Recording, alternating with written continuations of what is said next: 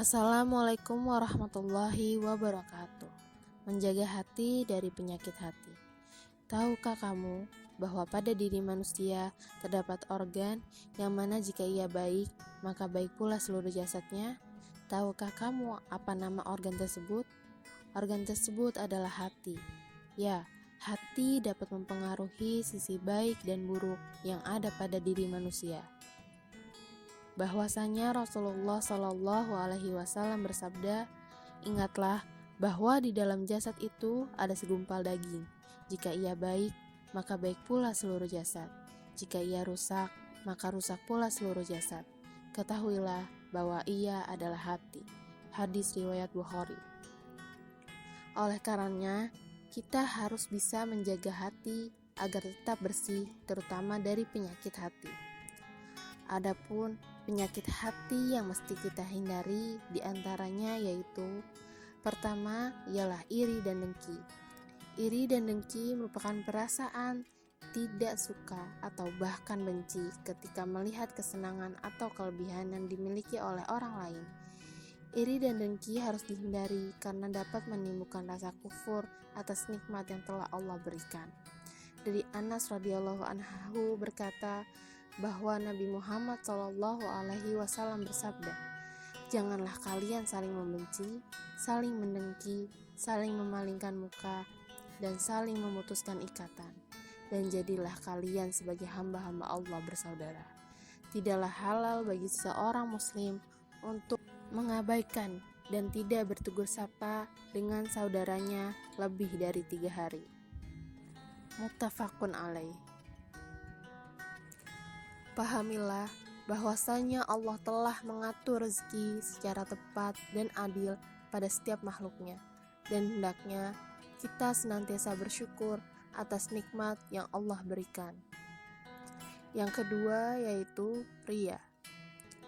Riya ialah melakukan suatu kebaikan atau ibadah tetapi bukan semata-mata karena Allah, melainkan karena ingin pamer atau memperlihatkan supaya mendapat pujian dari orang lain.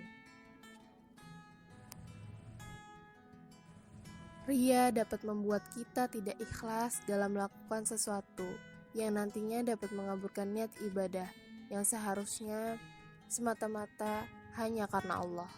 Karena itu, ria disebut syirkul aswar, yakni syirik kecil. Dari Mahmud bin Labid, Rasulullah Shallallahu Alaihi Wasallam bersabda, sesungguhnya yang paling ditakutkan dari apa yang saya takutkan menimpa kalian adalah asyirkul asghar. Maka para sahabat bertanya, apa itu? Rasulullah menjawab, ar-riya. Hadis riwayat Ahmad.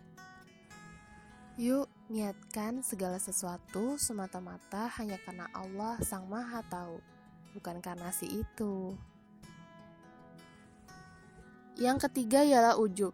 Menurut Imam Al-Ghazali, ujub merupakan kecintaan seseorang kepada suatu karunia dan merasa memilikinya sendiri, tanpa mengembalikan keutamaannya kepada Allah Subhanahu wa Ta'ala.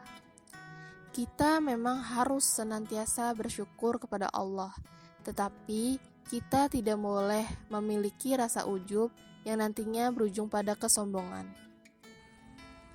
Rasulullah Shallallahu Alaihi Wasallam bersabda, 3 perkara yang membinasakan: rasa pelit yang ditaati, hawa nafsu yang diikuti, dan ujubnya seseorang terhadap dirinya sendiri.